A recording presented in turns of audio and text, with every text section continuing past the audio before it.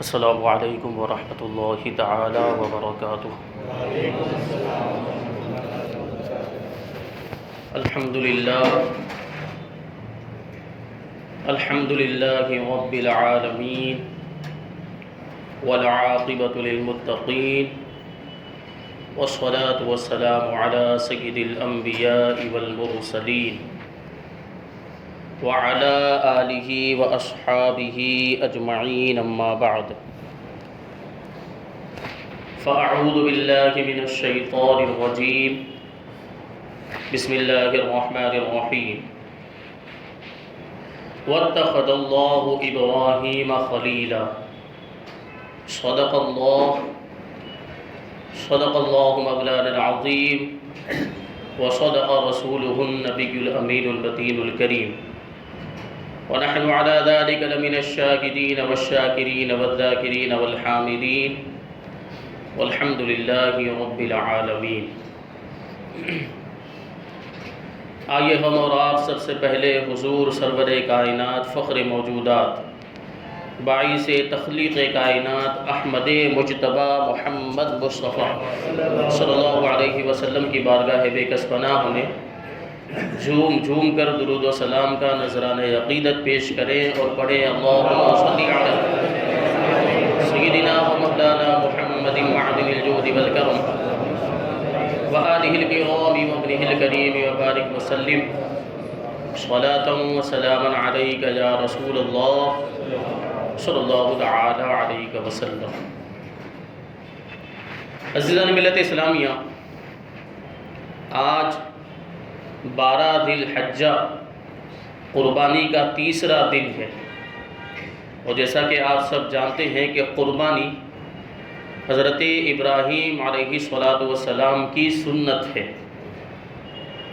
تو اسی مناسبت سے آج ہم حضرت ابراہیم علیہ السلام کے بارے میں کچھ باتیں جاننے کی کوشش کریں گے۔ اللہ تبارک و تعالیٰ قرآن مجید میں ارشاد فرماتا ہے وَاتَّخَذَ اللَّهُ إِبْرَاهِيمَ خَلِيلًا، اور اللہ تبارک و تعالیٰ نے ابراہیم کو اپنا خلیل بنایا، یعنی اپنا گہرا دوست بنایا۔ یہ لقب انبیاء کرام میں صرف اور صرف حضرت ابراہیم خلیل اللہ علیہ السلام کو ملا ہے۔ حضرت ابراہیم علیہ السلام بابل میں پیدا ہوئے، یہ عراق کا ایک شہر ہے، وہاں حضرت ابراہیم علیہ السلام کی ولادت ہوئی، اور اس وقت نمرود کی حکومت تھی۔ نمرود پوری دنیا کا بادشاہ تھا، اس کی جو سلطنت اور اس کی جو حکومت تھی وہ پوری دنیا پر تھی۔ مورخین نے لکھا ہے کہ 4 بادشاہ ایسے ہوئے ہیں جن کی بادشاہی پوری دنیا پر تھی، جنہوں نے پوری دنیا پر حکومت کی۔ ان میں سے 2 مومن تھے اور 2 کافر تھے۔ مومنین میں ایک حضرت سکندر ذوالقرنین رضی اللہ تعالیٰ عنہ، اور دوسرے حضرت سلیمان علیہ السلام۔ اور کافروں میں ایک بادشاہ، اس کا نام بخت نصر تھا، اور دوسرا یہ نمرود مردود تھا۔ اس کو بھی پوری دنیا کی بادشاہت عطا کی گئی تھی، اسے پوری دنیا کا بادشاہ بنا دیا گیا، پوری دنیا کی حکومت اور سلطنت اس کو عطا فرمائی گئی تھی۔ تو اس پر اللہ تبارک و تعالیٰ کا شکر ادا کرنے کے بجائے وہ گھمنڈ میں آ گیا، وہ تکبر میں آ گیا، اور اس نے خدائی کا دعویٰ کر دیا۔ نمرود نے اپنی خدائی کا دعویٰ کر دیا، لوگوں سے کہنے لگا کہ میں تمہارا بلند و بالا رب ہوں، میری پوجا کرو، میری عبادت کرو، مجھے سجدہ کرو۔ اب جو اس کے قریب تھے، پاور تو تھا اس کے پاس، پوری دنیا کا بادشاہ تھا، تو جو اس کے قریب رہتے تھے وہ اس کو پوجنے لگ گئے، اس کی عبادت کرنے لگ گئے۔ لیکن جو دور دراز علاقوں میں رہتے تھے، وہ چونکہ نمرود کے پاس آ نہیں سکتے تھے اور ڈائریکٹ اس کو سجدہ نہیں کر سکتے تھے، تو دور دراز علاقوں میں رہنے والوں کے لیے اس نے اپنی شکل و صورت کے بت اور مورتیاں تیار کروائی، اور ملک کے دور دراز علاقوں میں وہ مورتیاں اور بت بھیجے، تاکہ جو اس کے پاس اس کے دربار میں نہیں آ سکتے وہ ان بتوں کی پوجا کریں، وہ ان بتوں کو سجدہ کریں۔ اب یہ ہو گیا کہ پوری دنیا کے اندر سارے لوگ نمرود کو خدا سمجھنے لگے اور نمرود کی عبادت کرنے لگے، اور کوئی فرد ایسا نہ ہوگا جس کے ذہن و دماغ میں حقیقی خدا کا تصور باقی رہا ہو۔ یہ شرک اور کفر کا معاملہ اس طریقے سے پوری دنیا کے اندر رائج ہو گیا، تو پھر غیرت الہی کو جوش میں آنا تھا، اللہ تبارک و تعالیٰ کی غیرت جوش میں آئی اور اپنے خاص بندے کو دنیا میں بھیجنے کا انتظام فرما دیا تاکہ وہ توحید الہی کے پیغام کو عام کر دے اور باطل پرستی اور بت پرستی کا شرک و کفر کا خاتمہ کر دے۔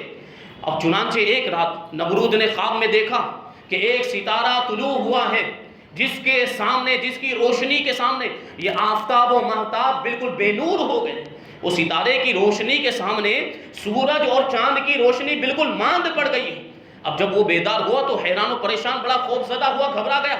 وہ کاہنوں کو بلایا، نجومیوں کو بلایا اور ان سے اس خواب کی تعبیر پوچھی کہ یہ خواب کیسا، اس کی تعبیر کیا ہے؟ تو انہوں نے بتایا کہ اسی سال تمہاری سلطنت میں ایک لڑکا ایسا پیدا ہوگا جو تمہاری سلطنت کے زوال کا سبب بنے گا اور تمہارے دین والے اس کے ہاتھ پر ہلاک ہو جائیں گے۔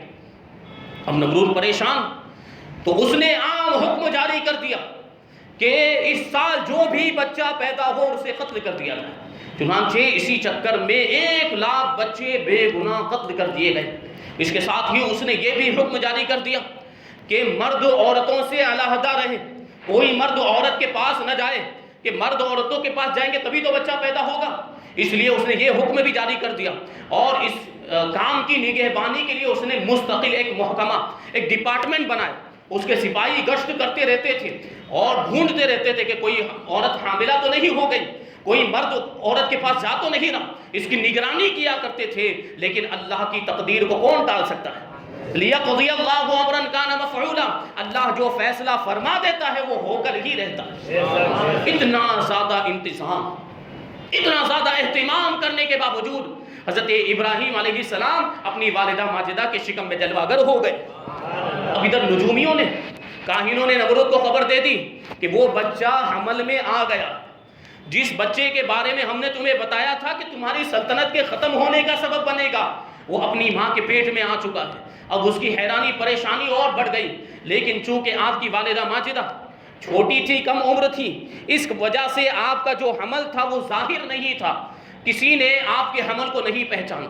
جب ولادت کا زمانہ قریب آیا، پیدا ہونے کا وقت قریب آیا، تو آپ کی والدہ ماجدہ اس تہخانے میں چلی گئی جو آپ کے والد نے شہر سے دور ایک علاقے میں وہ تہخانہ بنا کر تیار رکھا تھا۔ وہیں پر آپ کی ولادت ہوئی، اسی تہخانے کے اندر، اسی غار کے اندر، اور وہیں پر حضرت ابراہیم علیہ السلام رہنے لگے۔ ہوتا یہ تھا کہ پتھروں سے اس تہخانے کا منہ بند کر دیا جاتا تھا تاکہ کسی کو پتہ نہ چلے کہ یہاں وہ بچہ ہے جو نمرود کی سلطنت کے زوال کا سبب بننے والا۔ اور معاملہ یہ تھا کہ آپ کی والدہ ماجدہ روزانہ آتی اور آپ کو دودھ پلا کر چلی جاتی، لیکن جب بھی وہ آتی تو کیا دیکھتی کہ حضرت ابراہیم علیہ السلام اپنی انگلی چوس رہے۔ معارج النبوہ کے اندر یہ بات بیان کی، یہ روایت ہے کہ حضرت ابراہیم علیہ السلام جب اس تہخانے میں تھے تو آپ کی ایک انگلی سے پانی، ایک انگلی سے دودھ، ایک انگلی سے خالص شہد اور ایک انگلی سے گھی نکلا کرتا تھا۔ یہ قدرت کی طرف سے ان کی غذا کا انتظام کیا گیا تھا۔ اور بیان کرنے والے بیان کرتے ہیں کہ حضرت ابراہیم علیہ السلام بڑی تیزی کے ساتھ بڑے ہو رہے تھے۔ 1 مہینے میں آپ اتنے بڑھ جاتے تھے جتنا کہ دوسرے بچے 1 سال میں بڑا کرتے ہیں، اتنی تیزی کے ساتھ آپ بڑے ہو رہے تھے۔ مورخین کا اس میں اختلاف ہے کہ آپ اس تہخانے کے اندر کتنے سال تک رہے، کتنے عرصے تک رہے۔ بعض لوگ کہتے ہیں کہ 7 سال تک رہے، بعض لوگ کہتے ہیں کہ 13 سال تک رہے، بعض لوگ کہتے ہیں کہ 17 سال تک اس تہخانے کے اندر رہے۔ لیکن یہ بات مسلم ہے کہ جو اللہ کے نبی ہوتے ہیں وہ ہر حال میں معصوم ہوا کرتے ہیں، گناہوں سے محفوظ ہوا کرتے ہیں، اور ابتدائی ہستی کے تمام اوقات وجود میں عارف باللہ ہوا کرتے ہیں، یعنی اللہ تبارک و تعالیٰ ان کو ابتدا ہی سے اپنی معرفت اور اپنا عرفان عطا فرما دیا کرتا ہے۔ بچپن کا عالم، اگر 17 سال کی روایت بھی اگر ہم لے لیں تو 17 سال کا بچہ کوئی بہت زیادہ سمجھدار نہیں مانا جاتا، لیکن اس کے باوجود معرفت کا عالم دیکھیں، عرفان الہی کا عالم دیکھیں۔ ایک روز اپنی والدہ ماجدہ سے پوچھتے ہیں کہ میرا رب کون ہے؟ پالنے والا، رب کا معنی ہوتا ہے پالنے والا، کہ میرا پالنے والا کون ہے؟ تو آپ کی والدہ ماجدہ نے کہا کہ میں تمہاری پرورش کرنے والی ہوں، میں تمہیں پالنے والی ہوں۔ تو حضرت ابراہیم علیہ السلام نے چھوٹی سی عمر کے اندر دوسرا سوال پوچھتے ہیں کہ آپ کا رب کون ہے؟ تو آپ کی والدہ ماجدہ نے کہا کہ میرا رب تمہارے والد ماجد ہے، کہ وہ مجھے پالتے ہیں۔ پھر حضرت ابراہیم نے ایک اور سوال پوچھا کہ ان کا رب کون ہے؟ تو آپ کی والدہ ماجدہ کہتے ہیں کہ خاموش رہو، آگے ایک بھی سوال نہیں پوچھنا۔ پھر آپ فوراً دوڑتی ہوئی اپنے شوہر کے پاس آئی اور آ کر کہنے لگی کہ جس بچے کے بارے میں مشہور ہو گیا ہے کہ وہ دنیا والوں کے دین کو بدل دے گا، وہ کوئی اور بچہ نہیں بلکہ ہمارا ہی بچہ۔ اور ساری گفتگو آپ کی جو تھی وہ اپنے شوہر کو آپ کی والدہ ماجدہ نے سنائی، کیونکہ ایسی گفتگو کوئی معمولی بچہ نہیں کر سکتا، جس کا مقام و مرتبہ ایسا بلند و بالا ہو، جس کو نبوت کا درجہ عطا فرمایا گیا ہو، جسے معرفت حاصل ہو، وہ اس طرح کی گفتگو کیا کرتا ہے۔ اب کیا ہوا؟ جب حضرت ابراہیم علیہ السلام اس تہخانے سے باہر تشریف لائے اور سورج غروب ہوا تو آسمان میں اندھیرا چھا گیا اور ایک ستارہ، غالباً مشتری یا زہرہ ستارہ، یہ طلوع ہوا۔ تو حضرت ابراہیم علیہ السلام نے اس ستارے کو دیکھ کر قوم کے سامنے باطل پرستی اور توحید پر استدلال فرمایا، حجت قائم فرمائی۔ اور اس استدلال کو اللہ تبارک و تعالیٰ نے قرآن مجید کے اندر یوں بیان فرمایا، فَلَمَّا جَنَّ عَلَيْهِ اللَّيْلُ رَأَىٰ كَوْكَبًا قَالَ هَٰذَا رَبِّي فَلَمَّا أَفَلَ قَالَ لَا أُحِبُّ الْآفِلِينَ، کہ جب ان پر رات کا اندھیرا چھا گیا اور ستارے کو جب انہوں نے دیکھا، مشتری یا زہرہ کو آپ نے دیکھا، تو اسے دیکھ کر حضرت ابراہیم علیہ السلام نے اپنی قوم سے کہا کہ کیا اسے میرا رب بتاتے ہو، اس ستارے کو میرا خدا کہتے ہو؟ پھر جب وہ ستارہ ڈوب گیا تو آپ نے ارشاد فرمایا کہ میں ڈوبنے والوں کو پسند نہیں کرتا، یعنی جو ڈوب جائے وہ خدا ہو ہی نہیں سکتا، جس کی روشنی ختم ہو جائے وہ خدا ہو ہی نہیں سکتا، وہ رب ہو ہی نہیں سکتا۔ فلما رأى القمر بازغا قال هذا ربي فلما افل قال لئن لم يهدني ربي لأكونن من القوم الضالين۔ یہ 7ویں پارے کی آیت ہے، آیت نمبر 76 سے آیت نمبر 69 تک اس واقعے کو ذکر کیا گیا۔ تو ستارہ دیکھ لیا، پھر جب وہ غروب ہو گیا، پھر حضرت ابراہیم علیہ السلام نے چاند کو چمکتا ہوا دیکھا۔ وہ ارشاد فرمایا کہ کیا اسے میرا خدا بتاتے ہو، کیا اسے میرا رب کہتے ہو؟ فلما افلا، جب چاند بھی ڈوب گیا، جب چاند بھی غروب ہو گیا، تو حضرت ابراہیم نے ارشاد فرمایا کہ اگر مجھے میرا رب ہدایت نہ دیتا تو میں بھی ان گمراہوں میں ہو جاتا۔ فلما رأى الشمس بازغة قال هذا ربي هذا أكبر فلما أفلت قال إني بريء مما تشركون۔ جب حضرت ابراہیم علیہ السلام نے سورج کو جگمگاتا ہوا دیکھا، سورج کو روشن دیکھا، تو ارشاد فرمایا کہ کیا اسے میرا رب بتاتے ہو؟ یہ تو ان سب میں سب سے بڑا ہے، اس ستاروں میں سب سے بڑا ہے۔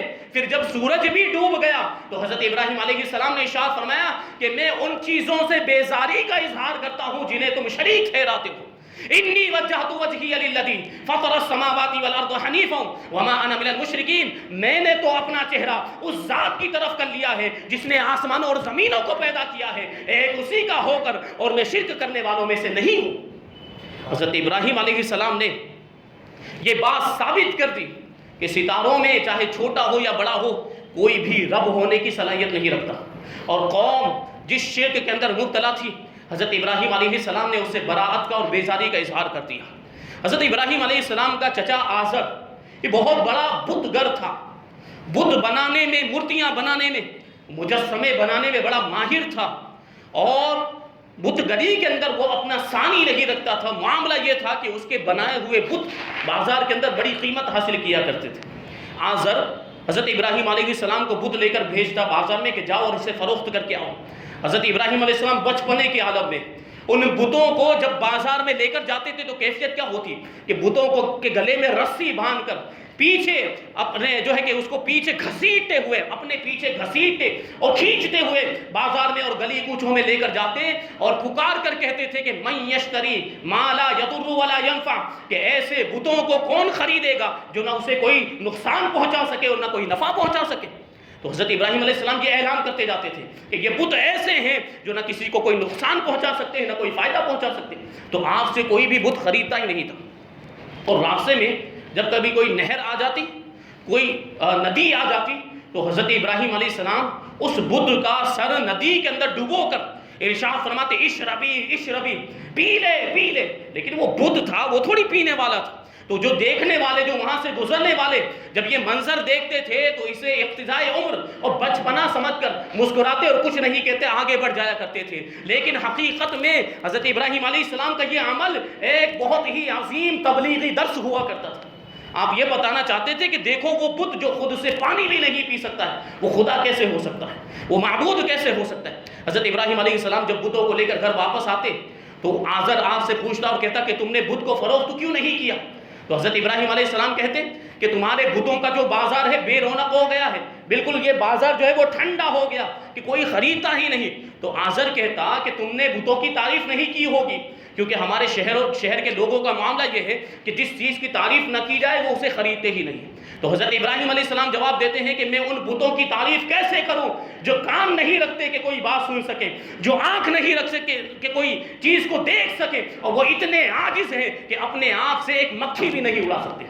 پھر حضرت ابراہیم علیہ السلام نے توحید کا درس دیتے ہوئے اپنے چچا سے کہا کہ یا ابتی لم تعبد ما لا يسمع ولا يبصر ولا يغني عنك شيئا، کہ اے میرے چچا جان، آپ ایسے بتوں کی پوجا کیوں کرتے ہیں جو نہ سنتے ہیں نہ دیکھتے ہیں نہ تمہارے کسی کام آ سکتے ہیں۔ اب وہ جو آزر تھا آپ کا چچا وہ لاجواب ہو گیا، آپ کی اس بات کا اس کے پاس کوئی جواب نہیں تھا، تو کیا کہنے لگا، اے ابراہیم اگر یہ جو بت ہیں، یہ جو مورتیاں ہیں، اگر یہ خود تمہاری رسالت اور تمہارے خدا کی وحدانیت کی گواہی دے دیں تو میں تم پر ایمان لے آؤں گا۔ حضرت ابراہیم علیہ السلام نے اتنا سننا تھا کہ فوراً اللہ کی بارگاہ میں ہاتھ اٹھائے دعا کے لیے۔ اب یہ حضرت ابراہیم علیہ السلام نے دعا کی ہی تھی کہ ادھر بتوں کے اندر سے آواز آئی، لا الہ الا اللہ ابراہیم خلیل اللہ، اللہ کے سوا کوئی معبود نہیں ہے اور ابراہیم اللہ کے خلیل ہے۔ یہ معجزہ دیکھا، لیکن یہ معجزہ دیکھنے کے باوجود بھی وہ ایمان نہیں لایا، اس کی قسمت میں کفر لکھ دیا گیا تھا۔ وہ آخر وہ کیا کہنے لگا کہ ابراہیم تم تو بہت بڑے جادوگر ہو، آپ پر ایمان نہیں لایا۔ یہ بات ہوئی تو یہ آپ کا چچا اس کا واقعہ۔ پھر اس قوم میں، جس قوم کے اندر حضرت ابراہیم علیہ السلام مبعوث ہوئے، سال میں ایک دن عید کا ہوتا تھا۔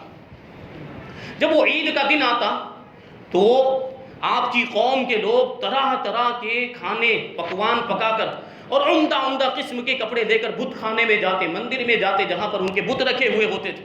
وہاں جانے کے بعد وہ سارے کھانے اور قسم قسم کی چیزیں، مشروبات، پینے کی چیزیں وہ اپنے بتوں کے سامنے رکھ دیتے۔ پھر پوجا پاٹ کرنے کے بعد عیدگاہ میں آتے اور کھیل کود میں، لہو و لعب میں مشغول ہو جاتے۔ جب سارے تماشوں سے فارغ ہوتے، کھیل کود سے فارغ ہوتے تو واپس بت خانوں کے اندر آتے، وہ جو کھانا رکھا ہوا ہوتا اس کو کھاتے اور پوجا پاٹ کرنے کے بعد دوبارہ اپنے گھروں کو واپس ہو جایا کرتے تھے۔ تو ایک بار اسی طریقے سے عید کا دن آیا، اگلے دن عید کا دن تھا۔ لوگوں نے حضرت ابراہیم علیہ السلام سے کہا کہ کل ہماری عید کا دن ہے، تم بھی ہمارے ساتھ چلو اور دیکھو کہ ہمارے طریقوں میں کیسی بہاریں ہیں اور کیسے کیسے لطف آتے ہیں، تمہیں بھی بڑا مزہ آئے گا۔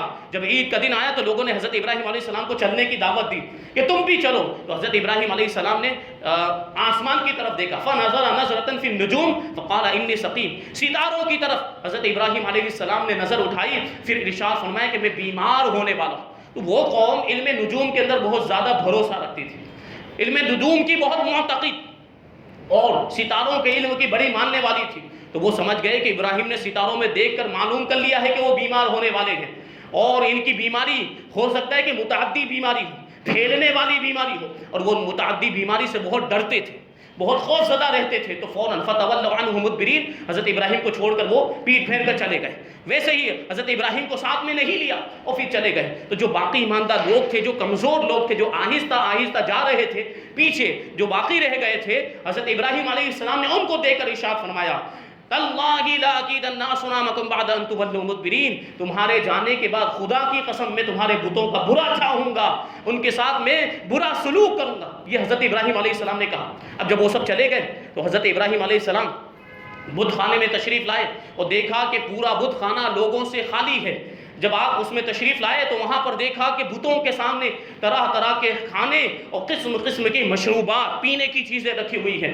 حضرت ابراہیم علیہ السلام نے بتوں کو مخاطب کر کے ارشاد فرمایا، ما لکم لا تنطقون، تمہیں کیا ہوا کہ بولتے نہیں؟ ان کی عاجزی کے اظہار کے لیے حضرت ابراہیم علیہ السلام نے یہ ارشاد فرمایا۔ پھر ایک کلہاڑی لی اور سارے بتوں کو توڑ کر ٹکڑے ٹکڑے کر دیا، صرف ایک جو بڑا بت تھا، ایک بڑی مورتی تھی، اس کو حضرت ابراہیم علیہ السلام نے چھوڑ دیا، اور جو کلہاڑی تھی وہ اسی کے کندھے پر رکھ دی۔ اور اس کو اللہ تبارک و تعالیٰ نے قرآن مجید کے اندر یوں بیان کیا فَجَعَلَهُمْ جُزَاذًا إِلَّا كَبِيرًا لَهُمْ لَعَلَّهُمْ إِلَيْهِ يَرْجِعُونَ. حضرت ابراہیم علیہ السلام نے بتوں کو پاش کر دیا، بتوں کو ٹکڑے ٹکڑے کر دیا، ایک بڑے بت کو چھوڑ دیا تاکہ لوگ واپس آئیں تو اس کی طرف رجوع کریں اور دیکھیں کہ کیا معاملہ ہوا ہے. اب یہ جو لوگ تھے جب اپنے تماشوں سے فارغ ہوئے، کھیل کود سے فارغ ہوئے اور بت خانے کے اندر آئے اور انہوں نے کیا دیکھا کہ ان کے جو بھی باطل معبود اور باطل خدا تھے وہ سب ٹکڑے ٹکڑے ہو چکے. اب چیخنا چلانا شروع کر دیا اور کہنے لگے قالوا من فعل هذا بآلهتنا انه لمن الظالمین. ہمارے معبودوں کے ساتھ یہ سلوک کس نے کیا ہے؟ ہمارے معبودوں کو ٹکڑے ٹکڑے کس نے کیا ہے؟ بے شک وہ بہت بڑا ظالم ہے. اب یہ باتیں ہو رہی تھی کہ ان میں سے کچھ لوگوں نے کہا کہ قالوا سمعنا فتى يذكرهم يقال له ابراہیم.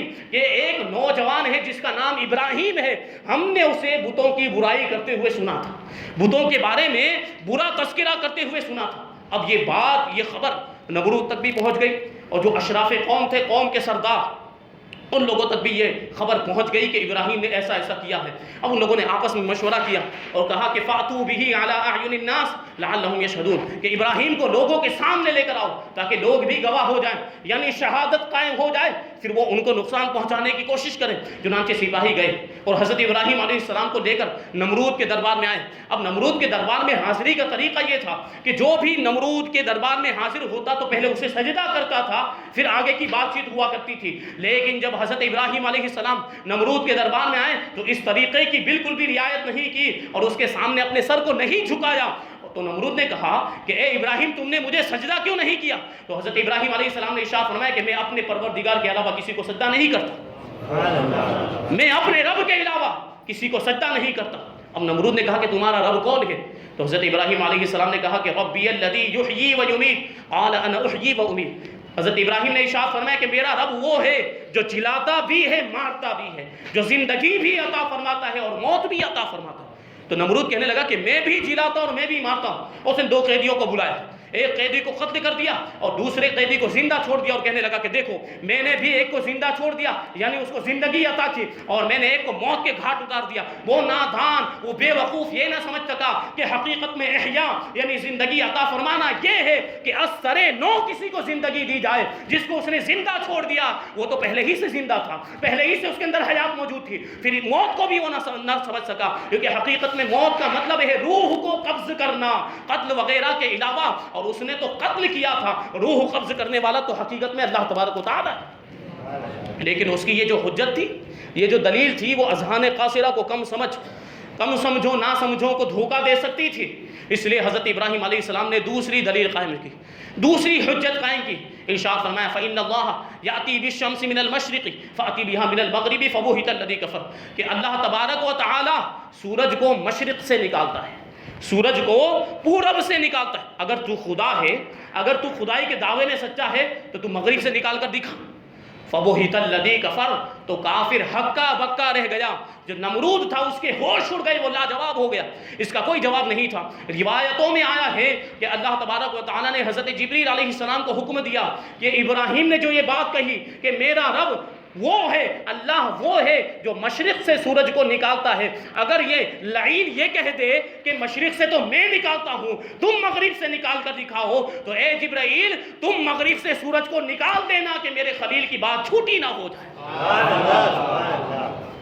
اب یہ بات، اب یہ مناظرہ جو ہوا، اس بحث و مباحثے کے اندر چونکہ نمرود فیل ہو گیا، ناکام ہو گیا، تو وہ اصل بات کی طرف لوٹا اور کہنے لگا انت فعلت بآلیاتنا یا ابراہیم، اے ابراہیم ہمارے معبودوں کے ساتھ یہ سلوک تم نے کیا ہے؟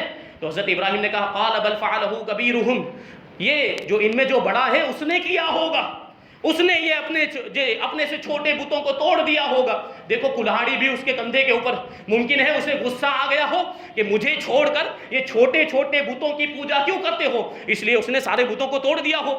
اب حضرت ابراہیم علیہ السلام آگے کہتے ہیں فَاسْأَلُوهُمْ إِن كَانُوا يَنْطِقُونَ، کہ انہی سے پوچھو، انہی بتوں سے پوچھو اگر وہ بول سکتے ہوں. حضرت ابراہیم علیہ السلام کا مدعا یہ تھا کہ قوم غور کرے کہ جو بت خود کچھ بول نہیں سکتے، خود کچھ کر نہیں سکتے، وہ خدا کیسے ہو سکتے ہیں. ان کا جو یہ باطل پرستی کا عقیدہ تھا یہ بالکل غلط تھا. حضرت ابراہیم علیہ السلام نے دلیل پیش کی کہ جو خود کچھ کر نہیں سکتے، جو خود اپنی مدد نہیں کر سکتے، وہ اپنے پجاریوں کی مدد کیسے کر سکتے ہیں، وہ اپنے پجاریوں کے کام کیسے بنا سکتے ہیں؟ اس کا مطلب یہ ہے کہ جو اتنے عاجز ہوں وہ ہرگز خدا نہیں ہو سکتے. فرجعوا الى انفسهم فقالوا انکم انتم الظالمون. تو انہوں نے اپنے دلوں کی طرف رجوع کیا اور کہا کہ تم ہی ظالم تھے، تم ہی بڑے ظالم تھے. ثم نكسوا على رؤوسهم قال لقد علمت ما هؤلاء ينطقون.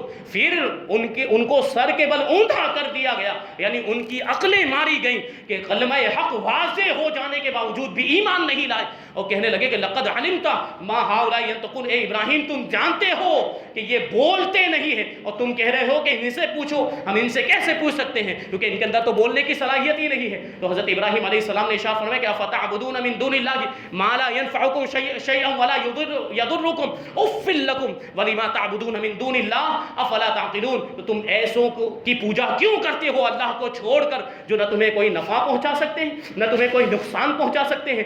تف ہے تم پر اور تمہارے ان معبودوں پر جنہیں خدا کو چھوڑ کر تم پوجتے ہو. افلا تعقلون. کیا تمہیں عقل نہیں ہے کہ جو اتنے عاجز ہیں، جو اپنی خود کی مدد نہیں کر سکتے ہیں، وہ تمہاری مدد کیا کریں گے؟ وہ خدا بننے کے ہرگز حقدار نہیں ہے. ان کے اندر خدا بننے کی اور رب بننے کی صلاحیت ہی نہیں ہے. یہ جو بحث و مباحثہ ہوا اس کے بعد وہ عاجز ہو گئے، لاجواب ہو گئے اور بہت ہی شرمندہ ہوئے. اپنی ہاں پر یہ نمرود اور اس کے جو ارکان سلطنت تھے وہ بڑے شرمندہ ہوئے، اور اپنی اسی شرمندگی کو دور کرنے کے لیے آپس میں ان لوگوں نے مشورہ کیا. پھر حضرت ابراہیم علیہ السلام کو قید کروا دیا، اور پھر وہ جو مشورہ کیا گیا تھا وہ مشورہ یہ تھا کہ ان لوگوں نے یہ مشورہ دیا، جو ارکان سلطنت تھے، سردار جو اس کے دربار میں حاضر رہنے والے، انہوں نے کہا حرقوہ وانصروا آلہتکم ان کنتم فاعلین، کہ ابراہیم کو جلا دو اور اپنے معبودوں کی مدد کرو اگر تمہیں کچھ کرنا ہے. تو یہ جلانے کا مشورہ حضرت ابراہیم علیہ السلام کو انہوں نے دیا. پھر وہ جلانے کا پورا واقعہ جو ہے کہ انشاءاللہ تبارک و تعالیٰ پھر کبھی بیان کیا جائے گا. تو ان لوگوں نے دیکھیے یہ کہا تھا حرقوہ وانصروا آلہتکم، ابراہیم کو جلا دو اور اپنے معبودوں کی مدد کرو. عزیزان ملت اسلامیہ، ہمارا خدا وہ ہے جو پوری کائنات کی مدد کرتا ہے، اور ان کے معبودوں کا معاملہ یہ ہے کہ ان کو اپنے خداؤں کی مدد کرنی پڑتی ہے. وہی سے ثابت ہو گیا، ان کی عاجزی ثابت ہو گئی کہ یہ جس کو معبود سمجھتے ہیں وہ حقیقت میں معبود ہے ہی نہیں. تو یہ واقعہ حضرت ابراہیم علیہ السلام کا، اور آگے کی باتیں انشاءاللہ تبارک و تعالیٰ پھر کبھی موقع ملا تو بیان کی جائیں گی. نمرود نے کس طریقے سے حضرت ابراہیم علیہ السلام کو آگ میں ڈالا، پھر کس طریقے سے دوسرے واقعات وہ پیش آئے، انشاءاللہ تبارک و تعالیٰ پھر کبھی بیان کیے جائیں گے. اللہ تبارک و تعالیٰ ہم سب کو جو کچھ بھی بیان ہوا اس پر عمل کرنے کی توفیق عطا فرمائے. وما علینا الا البلاغ. السلام علیکم. سنت ادا کرنا.